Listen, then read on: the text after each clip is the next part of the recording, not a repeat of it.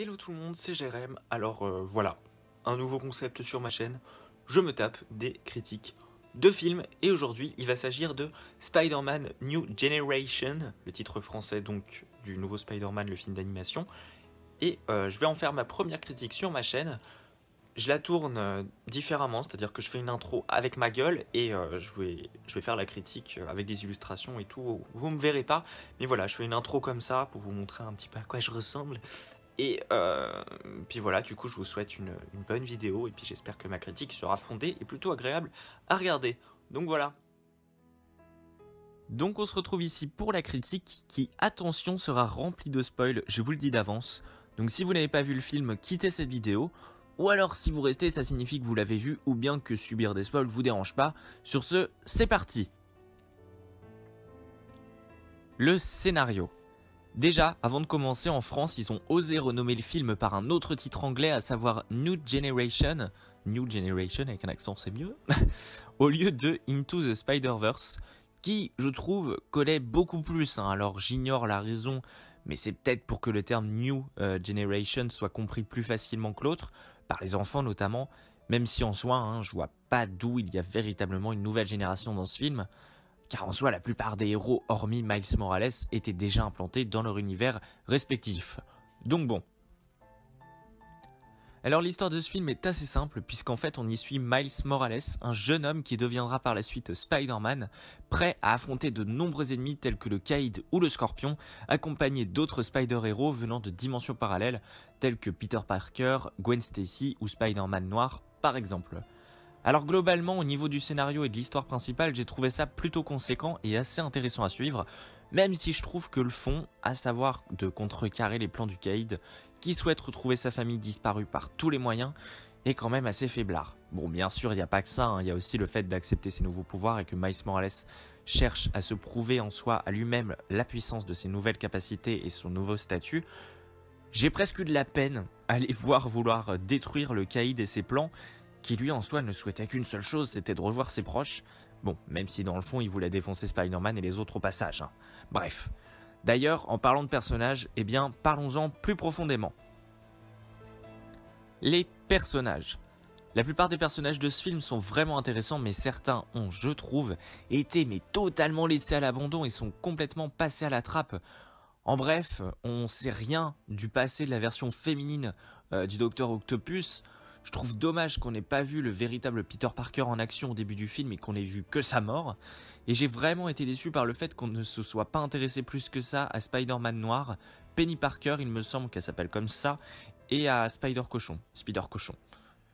Autant le film a su nous montrer d'une super façon l'évolution et le caractère du trio principal, mais en ce qui concerne les trois autres, au final, on ne sait pas grand chose sur eux. Pour Spider-Man Noir, j'aurais aimé en savoir un peu plus sur sa dimension à lui, étant donné qu'il vient d'une époque assez ancienne et j'aurais aimé savoir dans quel contexte il évoluait avec ses pouvoirs.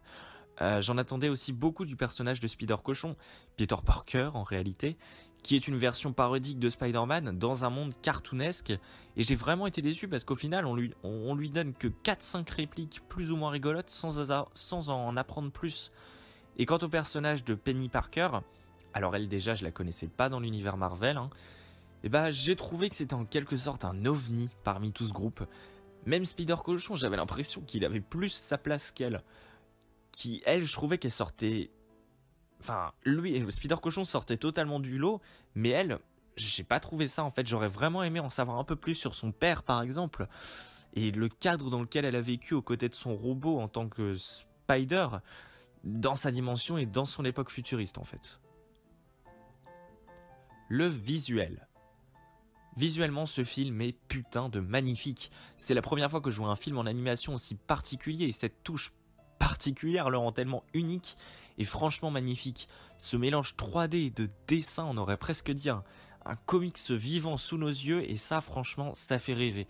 Rien que durant la première minute, l'intro du film, elle nous balance directement dans un flot de couleurs aussi agréable qu'épileptique et ça nous annonce pleinement la couleur du film sans mauvais jeu de mots. Franchement, on a atteint un tel niveau visuellement dans ce Spider-Man que je pense pas pour l'instant qu'on pourrait faire mieux, vraiment. La scène post-générique. Alors oui, j'ai fait de la scène post-générique une catégorie à part entière, puisqu'elle aussi est assez particulière. Je pensais d'ailleurs qu'il y en aurait deux, comme la plupart des films Marvel, mais au final, il n'y en a qu'une seule, qui se trouve à la toute fin du générique, la première étant un hommage à Stan Lee.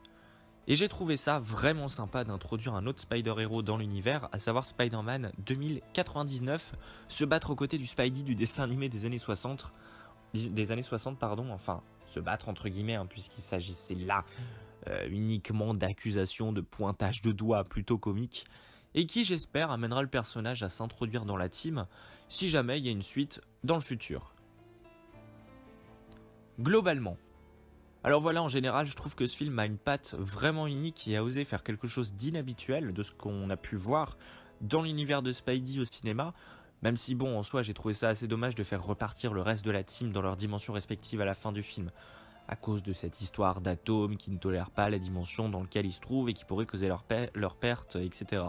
Parce qu'au final, certains d'entre eux, enfin, il y en a certains qu'on n'a pas vus, et bah... J'aurais beaucoup aimé les voir rester, les voir évoluer dans un nouveau contexte, en fait, tous ensemble. Hormis ça, je suis pas déçu d'avoir découvert ce nouveau film, mais j'espère que si à l'avenir une suite vient à pointer le bout de son nez, ils seront plus en mesure de nous expliquer certaines choses qui n'ont pas été révélées, notamment le pourquoi du comment Aaron, l'oncle de Miles, s'est retrouvé aux côtés du Caïd, et aussi, putain, mais d'où sort le Scorpion? Sérieux, il arrive comme ça au beau milieu du film, sans avoir été introduit avant dans la bande du Caïd. Non mais sérieux. Et d'ailleurs, malgré que ça ait fait énormément polémique, bah la voix d'Olivier Giroud pour jouer le bouffon vert, bah ça m'a pas dérangé plus que ça. Parce que franchement, dans le fond, hein, à part l'entendre crier et prononcer quelques phrases, bon, on peut pas lui attribuer non plus un certain mérite de doublage avec des grandes phrases. Hein. Mais en revanche, en ce qui concerne Kim Pembe qui double le Scorpion, j'avoue que j'ai eu énormément de mal parce que, disons-le franchement, sa voix, mais sa voix, notamment quand il parle à Spider Cochon lors de la bataille finale, ça m'a fait un peu pitié quand même, un petit peu pitié franchement. J'ai trouvé que ça décrédibilisait le personnage mais tellement fort. Mon dieu, de là à dire ouais tu viens d'un dessin animé de Narvalo. Non mais sérieux, sérieux. Donc voilà, je pense avoir tout dit concernant mon avis sur ce nouveau film Spider-Man New Generation avec un petit accent anglais. Je compte sur vous pour me dire ce que vous en pensez dans les commentaires, à aimer ma vidéo et à vous abonner si ce n'est pas déjà fait. Et moi je vous retrouve très prochainement pour une nouvelle vidéo. Salut tout le monde!